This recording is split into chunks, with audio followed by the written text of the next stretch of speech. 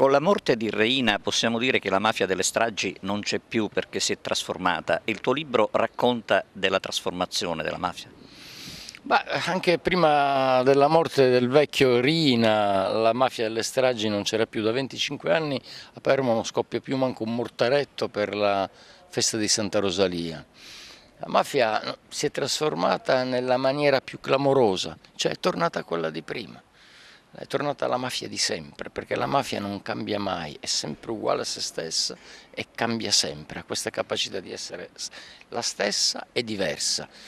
Quei 25 anni che hanno caratterizzato la stagione dei Corleonesi e dello Zio Totò è una stagione che non tornerà mai più, perché rappresenta un'anomalia assoluta nella storia secolare della mafia, l'attacco allo Stato o a pezzi allo Stato.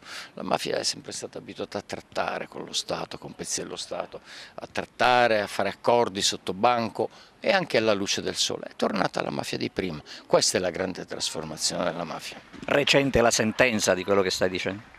Beh, io la sentenza è clamorosa perché è inaspettata.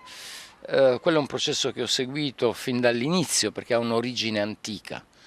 Torniamo a Riina ai misteri della sua cattura. Ci sono state sentenze di segno contrastante, quindi le sentenze sia in un caso che nell'altro bisogna sempre rispettarle, perché ogni giudice poi decide in base ai reati che trova e soprattutto quelli che deve provare, perché quello fanno di mestiere i magistrati. Ma i fatti che affiorano da tutte queste indagini, al di là dell'aspetto penalmente rilevante, dei reati accertati, delle condanne o delle assoluzioni, raccontano di trattative che ci sono state. Ecco, una delle vittime eccellenti della mafia, di quella mafia, di quella vecchia ovviamente, è Mario Francese. Mario era un grande giornalista, un po' snobbato 25 anni fa dall'aristocrazia giornalistica siciliana. 25 anni fa, sono passati di più adesso di anni dalla sua uccisione. Mario era bravo per due ragioni. Primo perché ha scoperto per primi i Corleonesi e secondo perché scriveva di mafiosi frequentati dal suo editore, quindi era due volte bravo.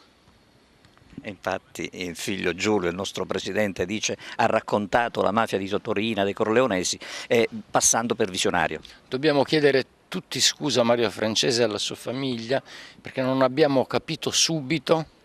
Per quanto mi riguarda io a Giulio gli ho già chiesto in privato scusa e più volte pubblicamente perché non abbiamo capito subito la grandezza di papà suo come giornalista e come uomo.